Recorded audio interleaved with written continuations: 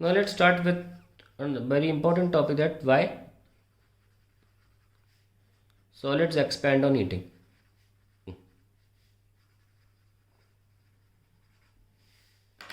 समझने के लिए ध्यान रखिएगा, मैंने अभी आपको पूरा थ्योरेटिकल एक्सप्लेनेशन दिया स्टेप वाइज। यहाँ पे जो हम करने जा रहे हैं वो भी उसी का ही आंसर है ग्राफ के फॉर्म में। यहाँ हम पोटेंशियल एनर्जी मार्क करेंगे और यहाँ पे हम मार्क करेंगे इंटर एटॉमिक सेपरेशन, दो एटम्स के बीच में सेपरेशन, उसे हम आर नॉट से दिखाएंगे। ठीक है, यहाँ दिखाए थे, मान लीजिए दो एटम्स हैं और उनके बीच की दूरी आर नॉट है एट 0 केल्विन। तो ये हम यहाँ ग्राफ में दिखा देते हैं कि अभी जो आर नॉट सेपरेशन है वो इतना है और टेम्परेचर 0 केल्विन है और उस टेम्परेचर पे मिनिमम पोटेंशियल एनर्जी दो पार्टिकल्स के बीच में है। लेट दैट बी माइनस का E0। ये मिनिमम पोटेंशियल एनर्जी। और इसको हम ऐसे टेम्परेचर कैसे दिखाते हैं, ऐसे लाइन बना के दिखाते हैं कि ये टेम्परेचर जो है वो अभी 0 केल्विन है। हो गया। अब आगे बढ़ते हैं, आप टेम्परेचर बढ़ाइए। Now temperature is increased to T1। Temperature increase करने से क्या होगा हमको पता है, oscillation of atom starts, of atoms start. तो जो एटम्स जो बनाए थे मैंने वो पास आएंगे, डायग्राम में दिखा देता हूँ। पहले टू मोशन करेंगे, टू मतलब टू एंड फ्रो मोशन होता है ना, पास दूर पास दूर। तो अब इनके बीच का separation let it be R1 और दूर का separation late date B R2। कब हो रहा है एट T1। वो मार्क कैसे करें, अब देख सकते हैं R1 R0 से कम है तो पीछे यहाँ कोने मार्क करेंगे, और R2 R0 से ज़्यादा है तो यहाँ मार्क करेंगे क्योंकि ये तो R0 था ना। ठीक है, तो यहाँ मार्क कर दीजिए। अब ये दूरी R1 है और ये दूरी R2। ठीक है, चलिए आगे बढ़ते हैं। ये हम डिवाइड कर देते हैं 0 केल्विन T1 केल्विन की कहानी। Now temperature is further increased to T2 kelvin. तो ऑसिलेशन और तगड़े हो जाएंगे, ऑसिलेशंस फर्दर इंक्रीज। तो अब इससे भी कम सपोज पास में आ जाए, बहुत पतला बनाना पड़ेगा मुझे ये और ये, इससे भी पास आ गए। अभी ऐसे ऐसे मार्क जब भी होता है बहुत कम होना तब एरो नहीं बनाओ अंदर, ऐसे कर दिया करो। देखो ऐसे ऐसे बड़े तरीका है ना। ये दूरी जो है वो R1 डैश कहलाएगी और ये ज़्यादा दूर भी तो जाएंगे। अभी R2 ऐसा था, क्योंकि टेम्परेचर बढ़ा दिया ना, ऑसिलेशन का एम्पलीट्यूड भी तो बढ़ जाएगा, तो ये हो जाएगा R2 डैश। तो वहीं अब जो अगला R1 डैश है वो और पीछे नहीं बनाया जाएगा ना, ये देखो। और जो R2 डैश है, जैसे ये तो R2 था, अब ये क्या हो गया R1 डैश, और R2 डैश और दूर नहीं बनाया जाएगा, देख लो बनाया जा रहा है दूर R2 डैश। हम और भी टेम्परेचर्स ले सकते हैं पर हम ले नहीं रहे हैं। तो ज़रा इन पॉइंट्स को ज़रा जोड़ लेते हैं पहले। ये ग्राफ अगर हम अपनी मर्ज़ी से बढ़ाएंगे तो ये सारे पॉइंट्स मार्क करेंगे तो इस तरीके का बनेगा। पहले हम जो पॉइंट्स मार्क किए हैं उनको तो जोड़ ही लें। ये है ना, हाँ। और जब बनाएंगे ना टोटल, लिटरली ऐसा बनता है, बिल्कुल मस्त सा ऐसा बन गया ये भाई। ठीक है, और आगे बढ़ा देते हैं इसको। अब थोड़ा कॉमन सेंस लेते हैं। आप देख सकते हैं जब टेम्परेचर बढ़ाया तो ये जो R1 की वैल्यूज़ हैं ये और लेफ़्ट साइड और कम होती चली गई, और जो R2 की विभिन्न वैल्यूज़ थी, R2 डैश R2, ये वैल्यूज़ बढ़ती चली गई। तो ऑब्वियसली अगर मैं इनका एवरेज लूँगा R1 और R2 का, R1 डैश और R2 डैश का, और शायद और भी पॉइंट्स अब मार्क करना आसान हो जाएगा, लाइन बन चुकी है। ये भी एक टेम्परेचर हो सकता है, ये एक टेम्परेचर था ही, है ना, ये भी एक टेम्परेचर था।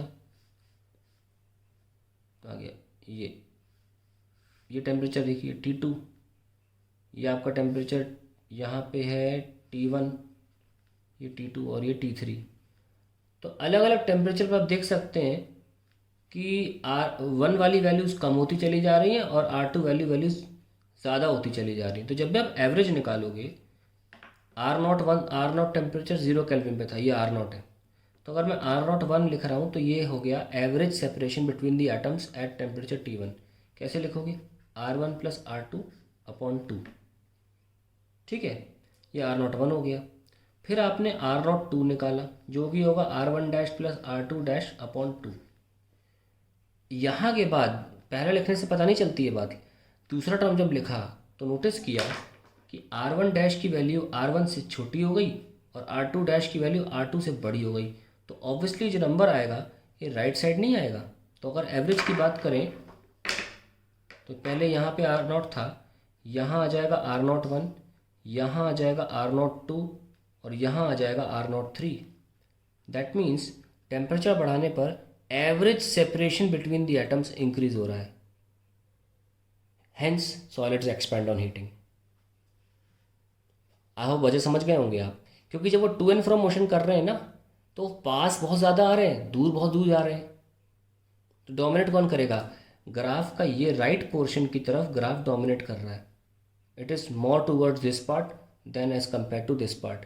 हेंस एवरेज वैल्यू जो आ रही है वो R0 से टेम्परेचर बढ़ाने पर राइट की तरफ जा रही है, विच प्रूव्स दैट कि separation between the atoms on increase in temperature only increases. तो let's write that as temperature increases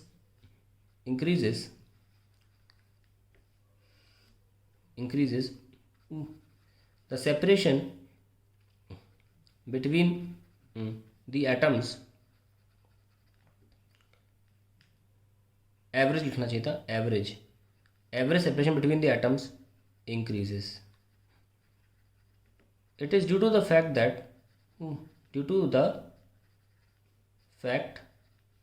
that the curve is more dominating on the right side, है ना, is more dominating to the right, that's it। इस वजह से ही ऐसा हो रहा है। तो हम देख सकते हैं यहाँ पर ये वाली वैल्यू देखो, ये आ जाएगी R01 और ये वाली वैल्यू क्या आ जाएगी R02 और ये वाली वैल्यू क्या हो जाएगी R03 एंड सो ऑन। तो धीरे धीरे हमारा जो एटॉमिक सेपरेशन है वो बढ़ रहा है। बस that is the only explanation of the why solid expand on heating.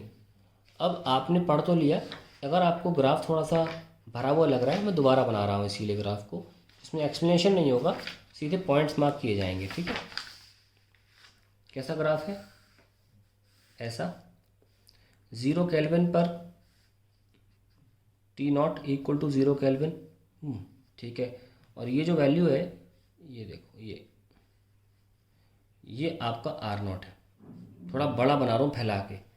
फिर बाद में क्या हो रहा है कि टेम्परेचर बढ़ाने पर atoms to and fro motion कर रहे हैं, तो दो एटम्स पास आ रहे हैं और दूर जा रहे हैं। फिर क्या हो रहा है, फिर और टेम्परेचर, तो इसको बोलते हैं टेम्परेचर T1। और टेम्परेचर बढ़ाया, पार्टिकल्स और पास आ गए, एटम सॉरी, और ज़्यादा दूर चले गए, है ना, ये और ये। तो ये क्या हुआ, temperature T2 and so on, ये होता चला जाएगा। अब देखो ये जो डिस्टेंस है R1 वाला, इसको हम R1 बोल रहे हैं, ये, और ये हम बोल रहे हैं R2। फिर ये वाला डिस्टेंस क्या हो जाएगा R1 डैश। जितने 1 वाले डिस्टेंसेस हैं वो कम होते चले जा रहे हैं ना, R1 डबल डैश, और यहाँ पे क्या आ रहा है R2 double dash, R2 single dash and R2। इधर वाले बढ़ते चले जा रहे हैं, इधर वाले कम होते चले जा रहे हैं। जब ग्राफ बनाओगे ऐसे,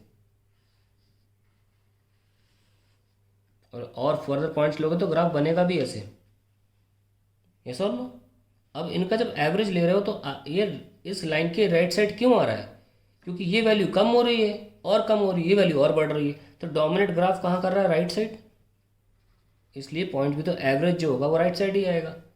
तो हम ये साबित कर दिए हैं कि अलग अलग टेम्परेचर्स पे, ये तो आपकी ब्लैक लाइन हो गई R0 वाली, 0 केल्विन वाली। अब जो बना रहा हूँ कम, ये बना रहा हूँ मैं T2 वाली, और ये आपकी T1 वाली है। ये देखो यहाँ वाली है ना। तो ये देखो R01, और ये ग्रीन लाइन तक कौन पहुँच रहा है? R02। तो धीरे धीरे जो हो रहा है वो इंटरटॉमिक सेपरेशन, एवरेज वैल्यू जो है वो बढ़ती चली जा रही है। ये भी बनाई दो, जब बनाई दिए तो, है ना, ये हो जाएगा R03। तो सिर्फ ग्राफ बनाया मैंने इस बार और मुंह से बोला है, वो पेज भर गया तब शब्दों में लिखने में।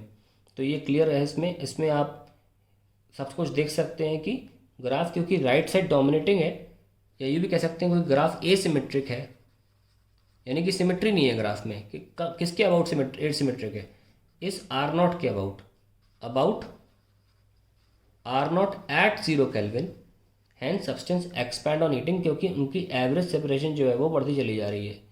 सोचिए अगर ऐसा होता कि ये जो ग्राफ, ये जो सब सेपरेशन है यहाँ और यहाँ हो रहे हैं, ये दोनों का एवरेज हमेशा अगर सेम आता रहता तो कोई भी सॉलिड कभी एक्सपेंड ही नहीं होता, चाहे कितना हीट दे दो। तो नेचुरली सोचिए कितना अजीब लगता सुनने में, है कि नहीं? तो आई होप ये एक्सप्लेन हो गया, क्लियर हो गया होगा। That is the reason behind why solids expand on heating. दोबारा ज़रूर देखें इस पूरे एक्सप्लेनेशन को, ताकि आपको अच्छी तरह समझ में आ जाए ये एक्सप्लेनेशन क्या समझाना चाह रहा है।